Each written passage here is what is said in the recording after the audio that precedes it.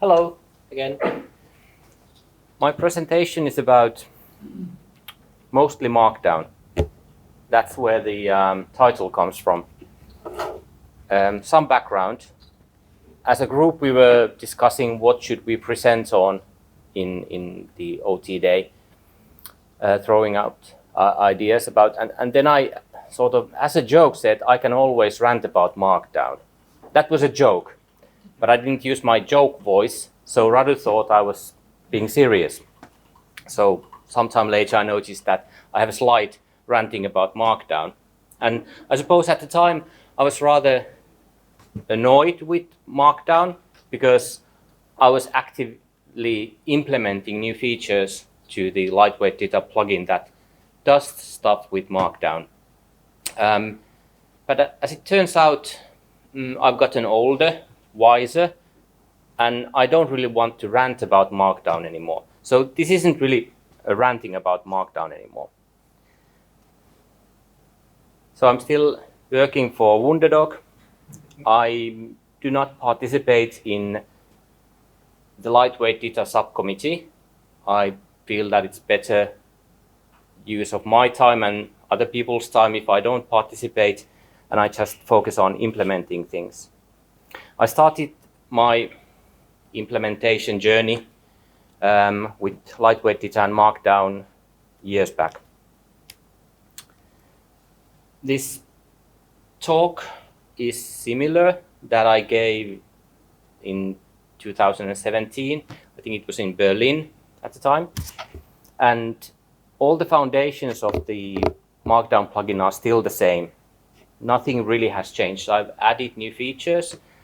I've added new bugs, but the foundations are still same if you go back to that presentation and watch it again.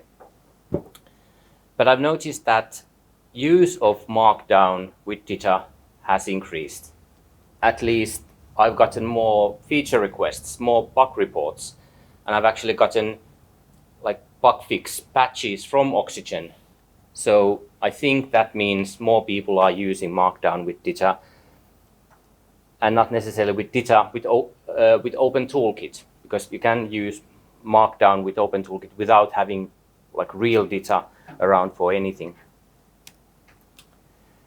Let's, as a sort of background thing, let's go through what Markdown and these other fun languages are. So Markdown is quite a simple language that you can write in a plain text editor. And in my mind, it's a bit like ASCII art. You draw what your document should look like. If you want a table, you draw pipes and underscores, and you create a table. If you want to highlight a word, you put underscores or asterisk characters around it. Or if you want to show that something is a heading, you underline it. You underline it with equals characters so it stands out. So in effect, Markdown is ASCII art. I don't know if that's a common way of thinking about it, because that means Markdown is presentation focused syntax, has no semantics at all, just presentation. It's almost like you'd use crayons to highlight things that are important or draw things. And that's, I think, to be expected, because it was designed to be something that you scribble and then you convert it into HTML. And the conventions that they used as a basis were copied from emails, Usenet. I never used Usenet, but I think I haven't used Usenet. But those conventions that they used for formatting things. And then if you think about links, you put these corner brackets. Those are kind of like bibliography entries, and then you have those in the bottom of the page. And the thing with Markdown is that by design, different people have different needs. And I think it's in some of those early Markdown descriptions or specs that it says that no syntax would make all happy, and that's one of the problems with Markdown. A note that I should have said in the beginning of this talk: if you disagree, sort of shout. If you have a question, shout immediately. We don't need to wait for the end, because I think some people might have strong feelings about Markdown and how that relates to DITA. And the cool thing with Markdown is that if it doesn't work for you, you can always stick HTML inside there. There's a really nice escape hatch there. Everyone knows DITA here, right? From the slight laughter, I think everyone knows DITA. It's XML, or rather, DITA uses XML as a sort of a host language. And we all know what that looks like. These less than and greater than signs are really difficult to use for most people. We are experts, we know how to type them, but most people don't. And DITA has a lot of elements, at least 2,000, and all of those elements have at least, I don't know, 50 attributes. So XML and DITA are really difficult to use. But even with all the complexity of DITA, it still has its place, and it solves some problems way better than maybe Markdown. And then we have HTML5. Originally, HTML was based on SGML. Then we got XHTML. Then we have HTML5, which has its own syntax. You can read it in the spec. And while it can be used for authoring, I still think, again, it's a publishing format. It describes how things look like in a page. It has semantics like this is a header, this is a footer, this is navigation. But that's to serve browsers and to help people who might not look at the page, they might listen to the page. Accessibility things. So, in effect, I claim that HTML5 is equivalent to PDF.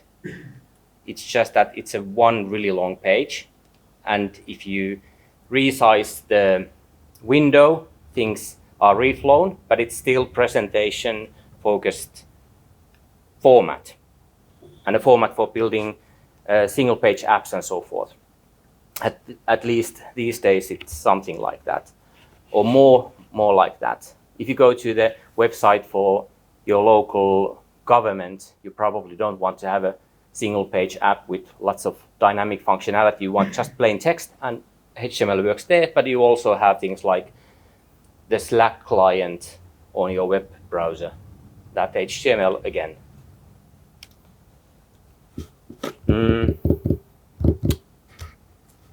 Lightweight DITA. Someone said I came up with that. I did not. It's just poorly named project. Lightweight DITA plugin has something to do with lightweight DITA, but lightweight DITA is sort of bigger. It's a spec written by someone. Lightweight DITA plugin is an implementation that uses it.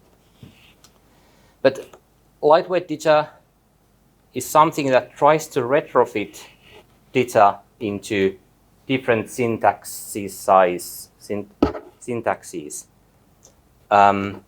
So right now, lightweight DITA has three syntaxes. You have HTML, you have Markdown, and then XDITA, which is basically like stripped down DITA that uses XML. And the funny thing is that this is sort of a syntax-first development. You don't think about content models, you just think, I have a syntax here, how can I describe DITA with that syntax? And it feels really backwards when you think about developing a language for documentation. If you contrast that to DITA, which they decided that XML works for us, we use that. We come up with all the structures and how they work, instead of saying, here's Markdown, try to live with that, stick DITA into that. It's a weird combination, I think. And while these two languages, lightweight DITA and DITA, have really different approaches how they're developed, because lightweight DITA, the development has taken quite a long time. Lightweight DITA has ended up sort of influencing DITA itself, like I think, was it alignment in simple tables that has been added in DITA 2.0? Yes, please. Spanning in simple tables has been added into, by the way, I'm not in front. So spanning has been added to DITA 2.0, because lightweight DITA needs it. Again, I find this interesting. So really small slides about these different syntaxes that lightweight DITA has. So we have HTML5 that specifies what sort of structures exist in the world, how to combine them, and then HDITA tries to specify how you use those to describe a DITA document. There's no DTD for this, but you can use HTML5's own validators to at least validate that the HTML syntax is correct. But right now you don't have anything that you can use to validate that the HDITA itself is valid. And HTML5 doesn't allow, for example, custom attributes other than the data attributes that are there, and lightweight DITA uses those for some things. So the analog to digital thing that was presented in a few presentations ago about how you lose information when you convert something, for example, into digital signal, or you convert something to a JPEG. I view converting Markdown into DITA to something like this. You have a round hole, square peg, and then you apply force. And regardless how much force you use, not all the content will flow through. And this is the thing I wanted to rant about, but I'm calm now. I'm focused. I don't have to rant, but this is the reality. So MDITA, that's, I think, the most important thing in lightweight DITA. The other two formats, not so important. It uses GitHub's flavor of Markdown as sort of the basis. There's also Common Mark, which is sort of shared among different Markdown flavors, but the lightweight DITA has been built on top of GitHub flavor Markdown, because it has some extensions that really are needed for the kinds of information that we want to describe, like tables. Lightweight DITA itself, the MDITA format, has two profiles. One is core. Core says there's nothing that is considered an extension to core Markdown core. No, Common Mark, sorry. And then there's extended format that uses various extensions to Markdown, from PHP Markdown. It has features from Pandoc Markdown. So in the end, the extended profile is sort of a combination of different extensions from different Markdown implementations. And you can always use HTML as an escape hatch. The thing with lightweight DITA most of the time, and especially MDITA, is that you don't have validation. And many people like validation when they write their documents. There's no validation like in XML. So in effect, you're stuck with preview-based validation. You write your Markdown document in VS Code. VS Code offers you a preview. You look at the preview and decide, yep, now it looks good. the preview works. Then you save it. Then you go and commit it to Git, go into Git's preview and say, yep, the preview still looks good. Everything is good. So you're using the preview as a validation step. And of course, people might not preview the whole document if it's long, so they might miss something, and then you end up with invalid things inside the document. This is one of the problems with MDITA, is that there really is no validation other than preview. You can use linters, those probably work, but still, this adds sort of, by the way, how much time do I have? 7. Oh dear. So that this adds confusion and sort of, you don't trust the system. XDITA, subset of DITA, I don't see this as a particularly useful format. You just use it to use XML with a lightweight DITA, but no one wants this. And then there's the elephant in the room, that my plugin, which is sort of plugin for Open Toolkit that supports both lightweight DITA input and output, but really it's just the input part. What it does is it takes a off-the-shelf markdown parser that is really good, parses markdown, converts it into XDITA, and then continues processing. It also uses XSLT that you, in theory, you could extend to handle your own constructs, but I don't suggest that. I'm trying to speed things up. Here's, I think, self-made Play-Doh, because then we need to talk about Markdown. There's even a RFC, request for comments, about guidance on Markdown design. Needing a RFC like that feels weird, but that's just because Markdown has such many flavors. And almost all of those flavors are implementation first. Someone writes an implementation of Markdown processor in PHP. They add their own extensions, and then they document it to a degree. But that makes things quite difficult, because when I get feature requests like, this Markdown flavor has this feature, this extension, could you add that? So I go and try and implement that, hit my head on the floor or ceiling or walls for a few hours, and then understand that people were asking for something that even that implementation doesn't properly implement. So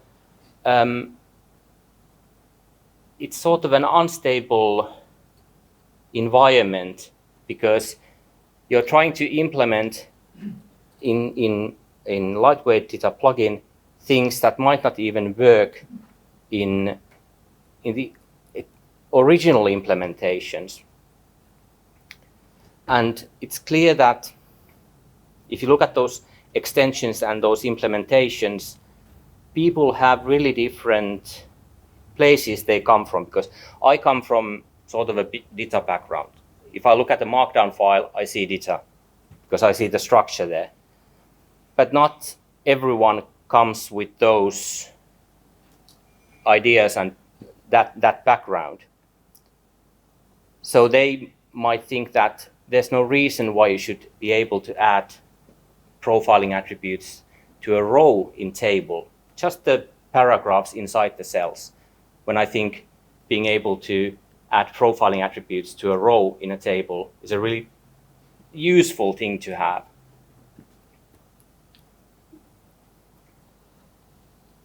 Then there's the question, which Markdown? Unfortunately, I have to sort of decide which Markdown I implement. When you use this plugin and in your document you say format equals Markdown, what does it mean? I unfortunately have to decide, because I can't support all flavors. Some people might have need for a given flavor. I can't support that. And in the end, people don't really care what flavor Markdown is or where it comes from. They want to have table spanning. They don't care if it's from PHP Markdown or some Ruby implementation of Markdown. They just want that feature. So in the end, I'm combining based on the requirements or feature requests that I get in the issue tracker. I'm sort of building my own flavor of Markdown, and that feels really bad because I wouldn't want to have my own flavor of Markdown. And it's sort of a good thing that OpenToolkit doesn't support at runtime configuration for input parsers, because that means I have less things to implement. As of the current version of lightweight DITA plugin that comes with OpenToolkit 4, you can sort of choose your own adventure. There's a way of customizing your own format, like the format attribute that you can use in topic refs. You can come up with your own one for your company, or just name it Rogers Markdown. And you can configure the parser behavior. It's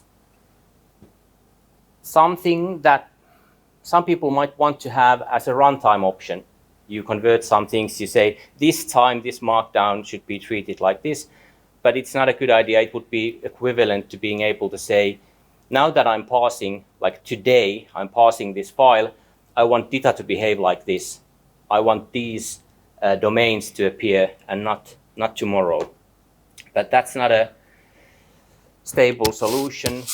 So this would be a plugin that you write for lightweight DITA plugin, and you just specify what sort of features you want in your own flavor of Markdown.